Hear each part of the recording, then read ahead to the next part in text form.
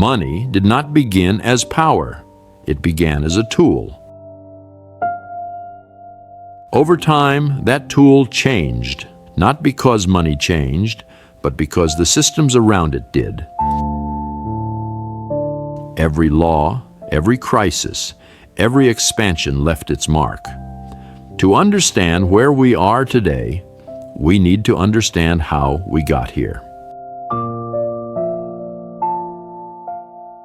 Today, we're going to dig into a concept that really shaped global economics for a long, long time: the Gilded Constraint.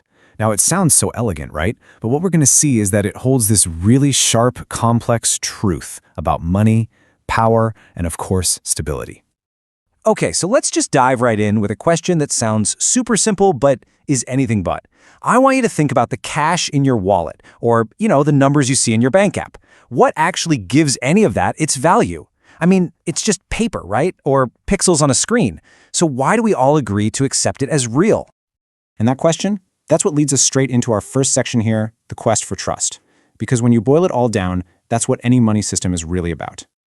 The challenge has always been this. How do you convince millions and millions of people all at the same time to believe that this little piece of paper or this metal coin is actually worth a specific amount of stuff?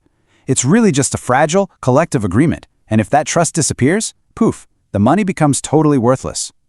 So, faced with this massive trust problem, nations a while back landed on what seemed like a brilliant, almost beautiful solution.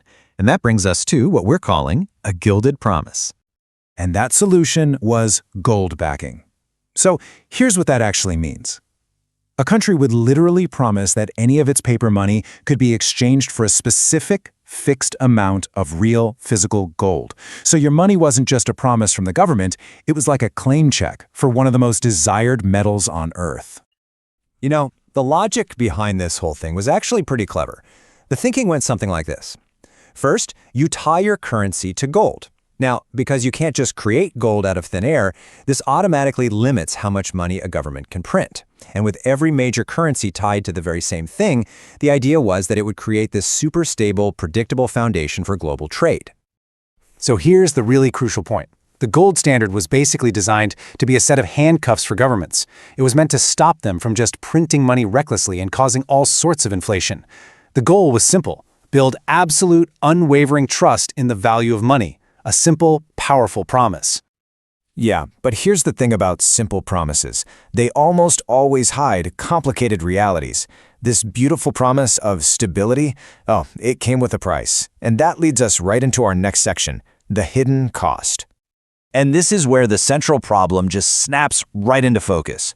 For the nations that already had huge reserves of gold just sitting in their vaults, this system was fantastic. I mean, they were at the very center of the global economy. But for nations without a lot of gold, it was a totally different story. They found themselves on the outside looking in, just struggling to get a foothold. So what this means is that the system wasn't some kind of neutral, fair referee. No way. It was an active player, and it was picking favorites. It heavily favored the countries that, through history or conquest, already had vaults full of gold. For any emerging nation, this created a massive barrier. The game of global economics was basically tilted before it even began. Okay, so we've got this beautiful promise of stability on one side, and this really stark reality of inequality on the other. So how do we make sense of these two things? Well, that brings us to our final section, stability's price.